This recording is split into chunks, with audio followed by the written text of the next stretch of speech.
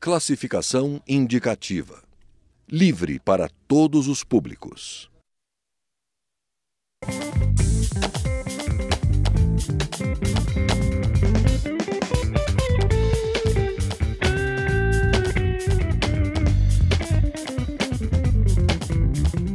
Olá! O número de notificações de suspeita de microcefalia em recém-nascidos no país já passa de 5.000. Mais de 500 foram confirmados, outros 800 foram descartados e quase 4.000 ainda são investigados. A Organização das Nações Unidas, a ONU, defendeu recentemente a descriminalização do aborto nos países atingidos pela epidemia do vírus Zika, que pode estar relacionado com esse aumento de casos de microcefalia e com outras malformações congênitas do sistema nervoso dos bebês, no caso de contaminação das mulheres durante a gestação. Por outro lado, a Organização Mundial da Saúde declarou que a maioria dos bebês de mulheres grávidas contaminadas pelo Zika em outros países deve nascer saudável. Como o Brasil deve proceder nesse momento? Para discutir isso, convidamos os deputados Evandro Gussi, do PV de São Paulo, e Carmen Zanotto, do PPS de Santa Catarina.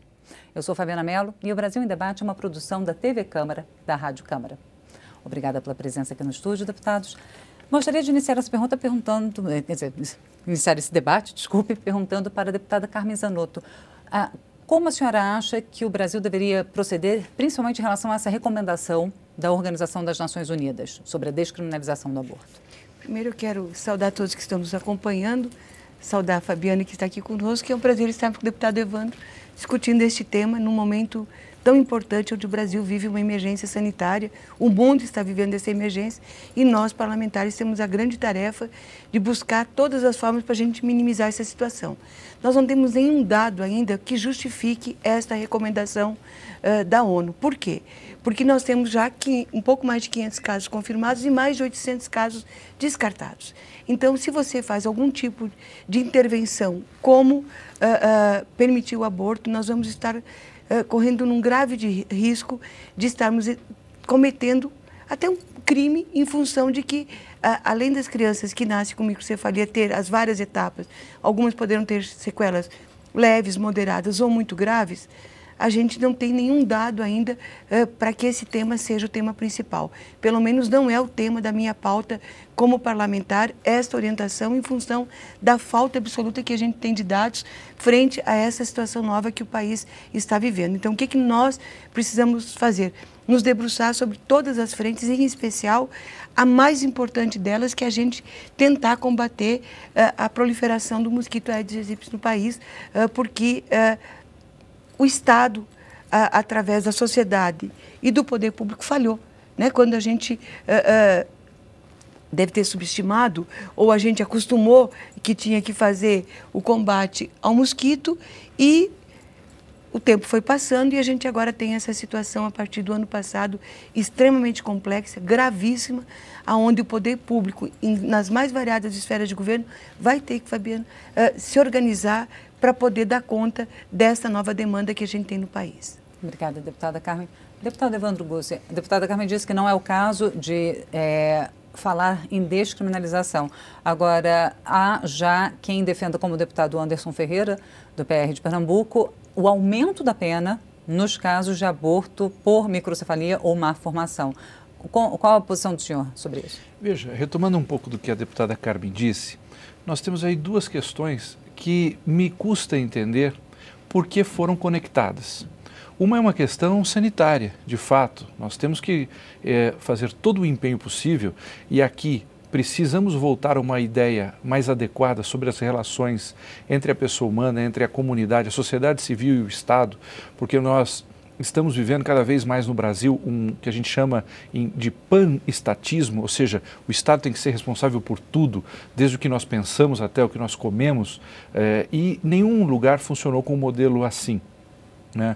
Pelo contrário, isso levado às últimas consequências são os regimes totalitários que querem controlar e, entre aspas, sempre oferecendo como se fosse um cuidado paternal, mas no fundo cuida de maneira totalitária de toda a sociedade. E ninguém deseja isso, óbvio. Então, é, por um lado, uma responsabilidade, em primeiro lugar, da pessoa, porque, em geral, os focos do mosquito Aedes aegypti acontecem nas casas, nas pessoas. Então, elas são as principais e as primeiras responsáveis por isso, porque ali estão seus familiares, e não só eles, mas a comunidade. E, ao lado disso, subsidiariamente, precisa entrar, de fato, o Estado com todo o processo de fiscalização, inclusive com punições. Acho que nós tínhamos que reforçar, por exemplo, a possibilidade de que os agentes públicos possam entrar em casas abandonadas. Isso já está sendo pensado em alguns lugares até... No caso, a presidente Dilma editou uma medida provisória. Ela editou a medida provisória, mas existem alguns casos esparsos que estão surgindo de ações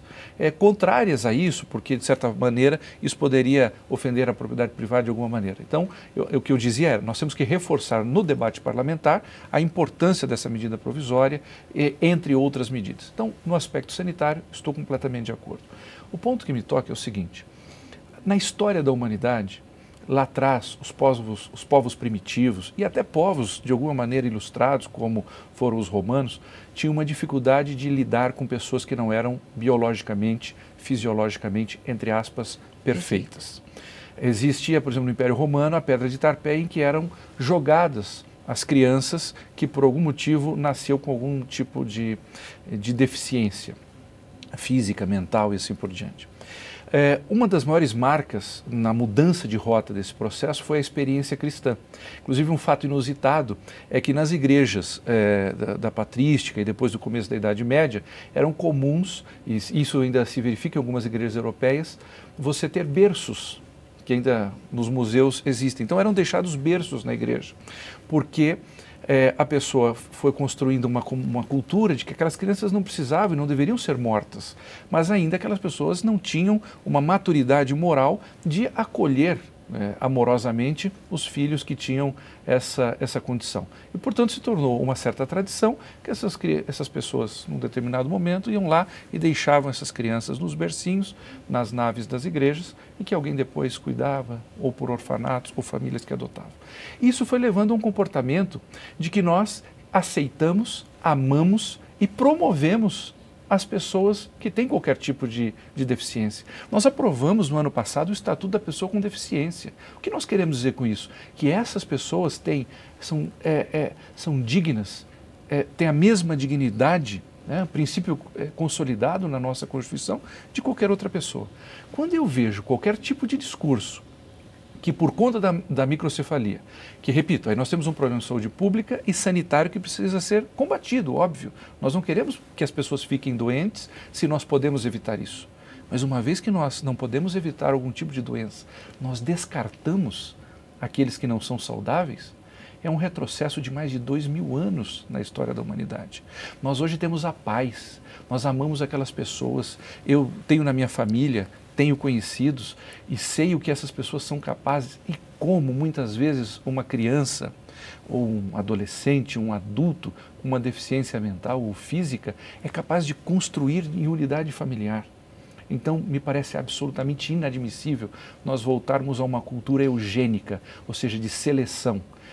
Isso foi feito, inclusive, no nazismo. Uma das maiores características nazistas foi justamente nós vamos ter uma raça, um povo perfeito e descartaremos, vamos manipular aqueles que nós achamos que não se encaixam nos nossos padrões. Deputado Evandro, eu acho que a gente está vivendo um momento que essa pauta veio e virá provavelmente aqui na casa, inclusive com algumas propostas de endurecimento da pena, ampliar a pena para as mulheres que cometerem isso. Eu acho que se nós nos focarmos nesta questão, neste momento, num momento de extrema gravidade, em especial para o conjunto das mulheres brasileiras, porque o que os dados estão mostrando? Que os pais já estão abandonando. Era esse o ponto que eu ia levantar, porque o deputado Evandro Gussi falou na questão da construção da união familiar. Só que no Nordeste, o relato de muitas mulheres é que os pais estão abandonando, em alguns casos, culpando as mulheres pela microcefalia, não o mosquito, no caso, não o vírus. Isto não é uma questão só para as crianças que nascem com microcefalia. As estruturas familiares, elas tendem a se romper quando tem uma criança com algum tipo de deficiência, que pode ser mental, pode ser física, pode ser um outro tipo de deficiência que ela possa apresentar. Então, o que nós precisamos fazer é trabalhar a sociedade para este enfrentamento, assim como tem mães deixando esses bebês nas instituições. Então, em função dessa situação que nós estamos vivendo, repito, nós estamos vivendo uma série de questionamentos que nós não temos respostas. Os cientistas não têm resposta. A ONU, eu acredito, que foi precipitada quando emite essa nota, porque os dados ainda são muito empíricos. Nós não sabemos do conjunto, se discute inclusive o perímetro, para a gente dizer se é ou não cefálico, se é ou não microcefalia, mas tem uma série de outras questões e de exames que precisam confirmar se é ou não. E o nosso foco principal aqui na casa não é nem ampliar a pena, na minha opinião, e nem trazer esta pauta como pauta principal. E falo isso enquanto mulher, enquanto profissional enfermeira que sou. Qual é a nossa pauta principal?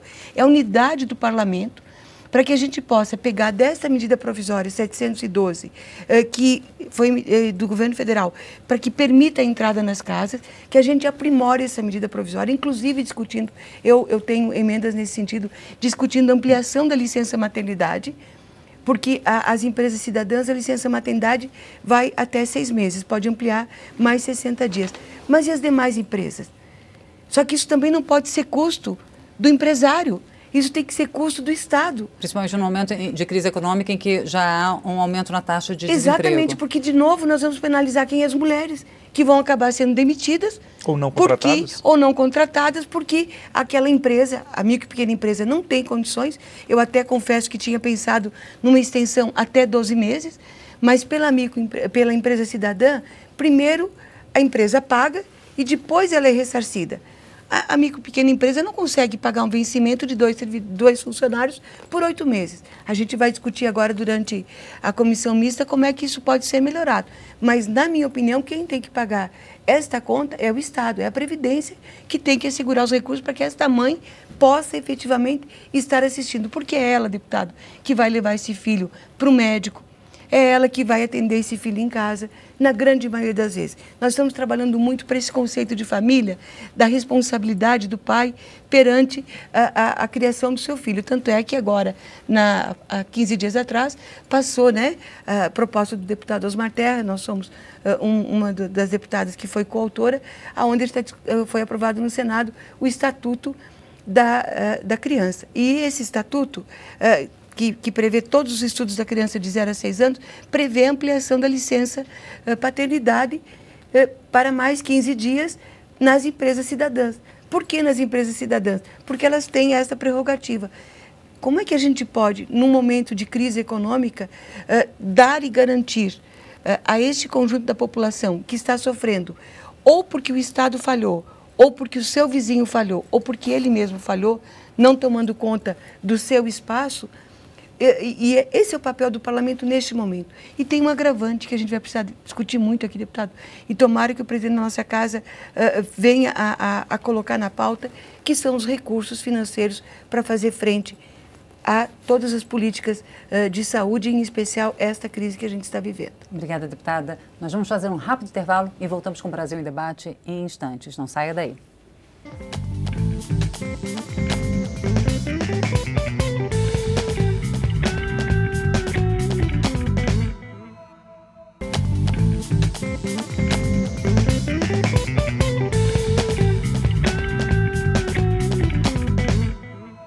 Estamos de volta com o Brasil em Debate. Eu sou Fabiana Mello e hoje o nosso tema é a epidemia de microcefalia. Participam dessa discussão os deputados Evandro Gussi, do PV de São Paulo, e Carmen Zanotto, do PPS de Santa Catarina.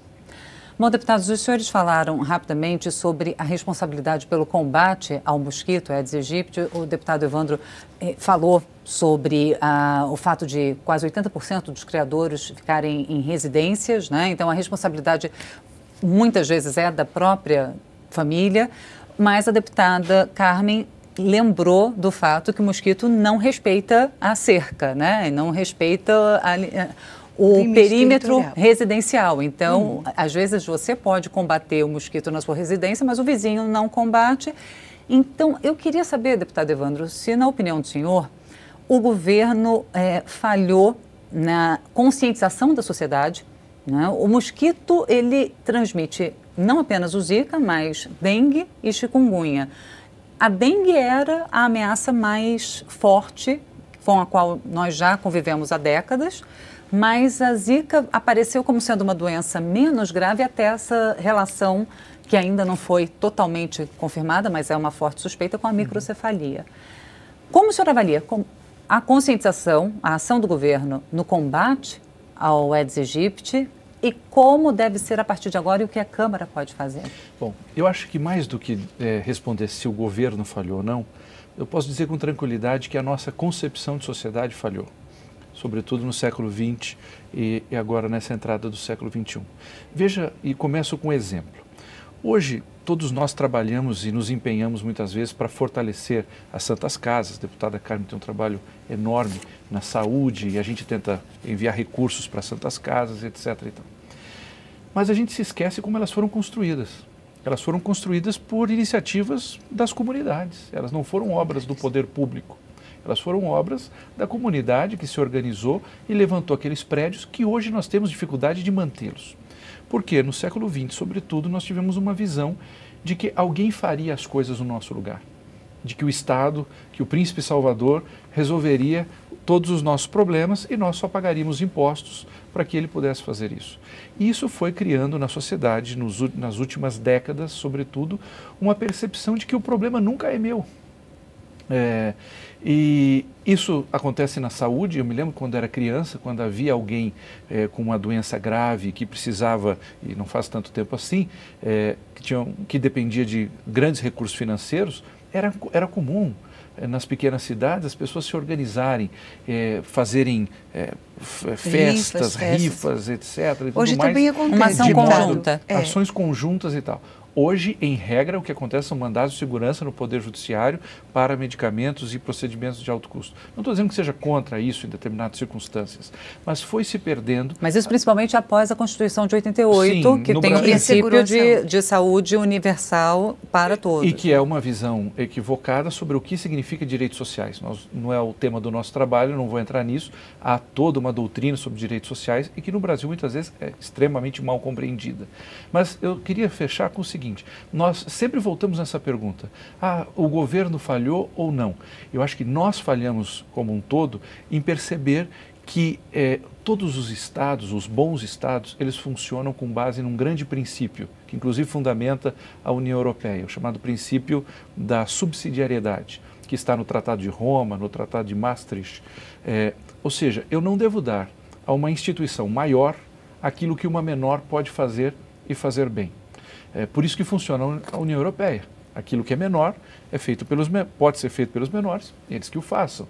E aquilo que não é possível, que as instituições maiores façam.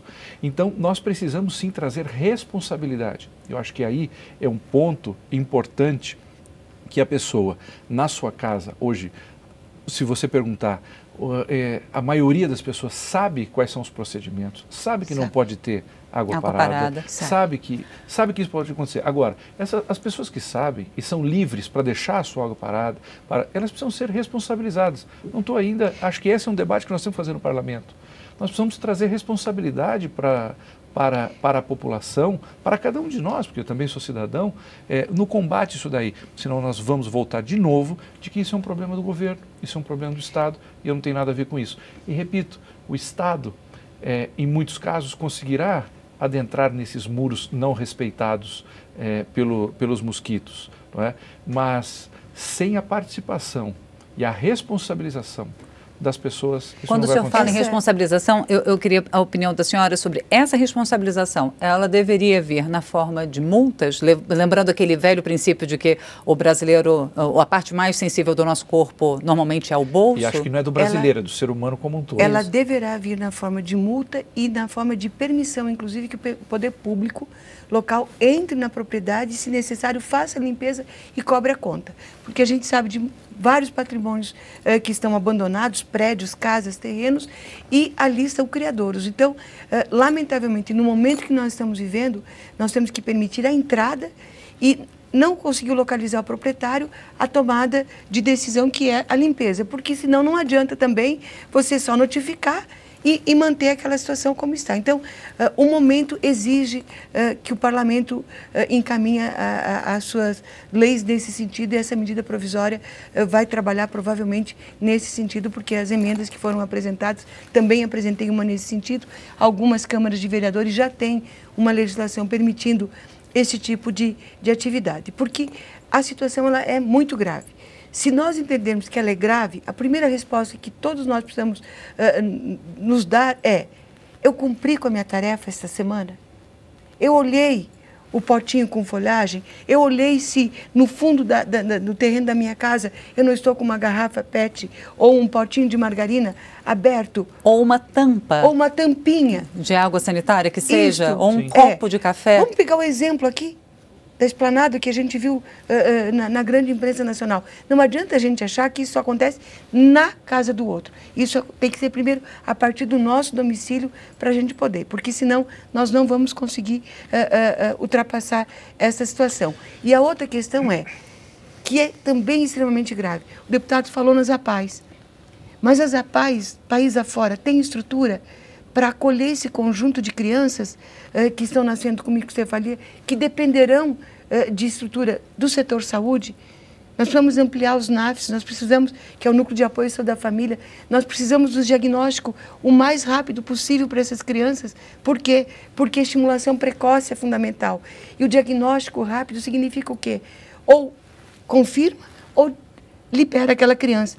Olha o alívio para a família se ela souber que o seu bebê, que tinha uma suspeita, aquela suspeita não se confirmou.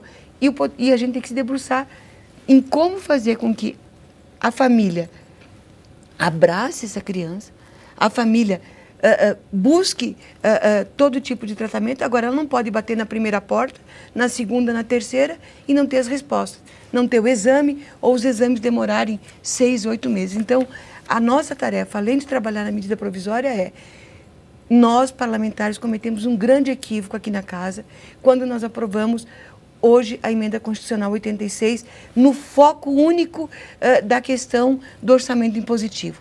Ali tinha alteração da base de cálculo de quanto a União estaria aplicando na saúde. Para a gente ter ideia, o que nós temos no orçamento deste ano é inferior, no mínimo, 3 bilhões de reais, no mínimo. Por quê? Porque ele é inferior a exercícios anteriores pela mudança da base de cálculo. Então, só nos resta um caminho: resgatar o Saúde Mais 10, os mais de 2 milhões de assinaturas. E saúde é prioridade? Então, tem que ter orçamento garantido para minimizar e fazer frente a todas essas questões que estamos vivendo. Sem, deputado, e o senhor está corretíssimo, todos falhamos, todos. Poder público e a sociedade como um todo. Eu queria que o senhor comentasse, deputado Evandro, mas também com essa questão de como garantir esses recursos nesse momento de crise e com essa expectativa tão grande que a sociedade coloca na atuação do Estado. Bom, em primeiro lugar, eu acho que aqui nós temos a parte da punição dos que não fazem corretamente. Não apenas em casa, como na rua, né? Jogando lixo na rua. Jogando lixo assim por diante. Mas nós temos que lembrar que hoje, eu trabalho com em muitas cidades pequenas e tal, e nós temos um crescimento da consciência muito grande. Então nós também temos que pensar em medidas de estímulo, de congratulação para aquelas pessoas que limpam a sua casa e tal, e que hoje são a maioria do povo brasileiro. Uma boa parte das pessoas está preocupada com isso. Não é? Então nós punimos quem não faz, quem deixa a sua casa fechada, normalmente grandes mansões e tudo mais, e valorizar aqueles que estão fazendo as coisas direito. Um segundo ponto, claro, nós temos que pensar em recursos para a questão sanitária, evitando o contágio da doença, e depois como é que nós vamos lidar em termos de saúde pública com os casos confirmados e verificados de crianças com microcefalia. A única coisa que eu não posso admitir, e não é nessa sociedade que eu quero viver, não é nessa sociedade que eu quero criar as minhas filhas, uma sociedade que é incapaz de receber o outro que não é sob determinados critérios perfeito. Ou seja, essa concepção, com todo respeito, e que não é o que defende a deputada Carmen, mas que está em muitos jornais hoje, o Brasil afora, essa questão eugênica de que, como nós não vamos ter dinheiro para cuidar das crianças com microcefalia, como eles vão ter problema familiar, o melhor é que eles não nascessem. Nessa sociedade eu não quero viver e não quero criar as minhas filhas nessa. Pelo contrário, eu quero uma sociedade que seja capaz, e quero ajudar no parlamento a construir e conformar uma sociedade que seja capaz de lidar com os diferentes.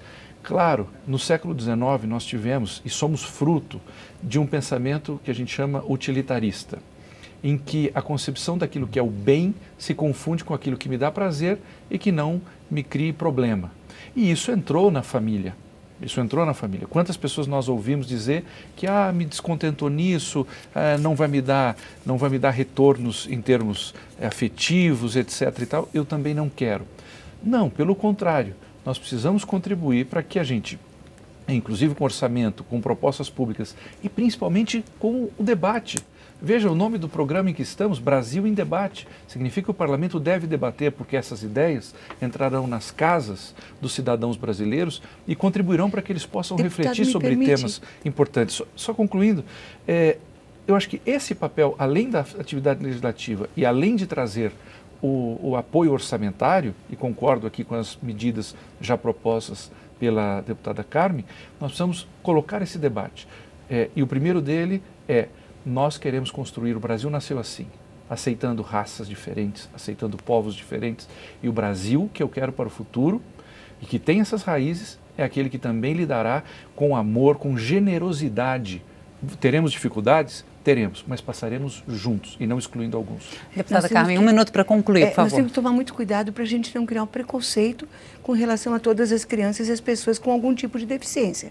Perfeito. A gente tem que tomar muito cuidado, por isso que a gente tem essa grande preocupação, inclusive das estruturas públicas, quando forem acolher essas famílias e essas crianças para serem atendidas, elas estarem preparadas para isso. Porque o que nós estamos vivendo como o número está muito grande, poderá ser muito, mas muito maior, e nenhum de nós sabe precisar como isso vai se dar ainda, a gente precisa estar preparado para isso, para não olhar para essas crianças. Né? Exatamente. Para que também trabalhar muito a questão do abandono, né? Que essas famílias não sejam, essas mulheres não sejam mais uma vez abandonadas, porque a carga de tudo isso vai acabar sendo da mulher novamente. Na grande maioria dos casos, é claro, respeitando, mas as exceções, elas serão pequenas neste conjunto. Então, nós já temos uma carga grande de responsabilidade no cuidar, e a gente tem que cuidar para que isso não se intensifique ainda mais, por isso que a gente tem que buscar todas as medidas possíveis. E eu quero parabenizar, porque a gente precisa manter essa pauta, sim, que nós, parlamentares, temos que estar muito atentos, e hoje, inclusive, a partir desta última semana, está sendo trabalhado a comissão externa, né, que vai acompanhar nos estados como que a gente pode, a partir do parlamento, mostrarmos e estarmos junto com o conjunto de municípios, estados e a população em geral, que está vivendo a mesma angústia que muitos de nós aqui estamos vivendo. Deputados, muito obrigada. Nós vamos continuar acompanhando os trabalhos dos senhores, inclusive da comissão externa. Obrigada pela presença aqui na TV Câmara. Eu conversei com os deputados Evandro Gussi, do PV de São Paulo, e Carmen Zanotto, do PPS de Santa Catarina. Obrigada também a você que nos acompanhou até agora.